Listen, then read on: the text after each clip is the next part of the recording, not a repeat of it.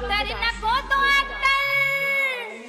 business वाला नको ग बाय, नको तो डॉक्टर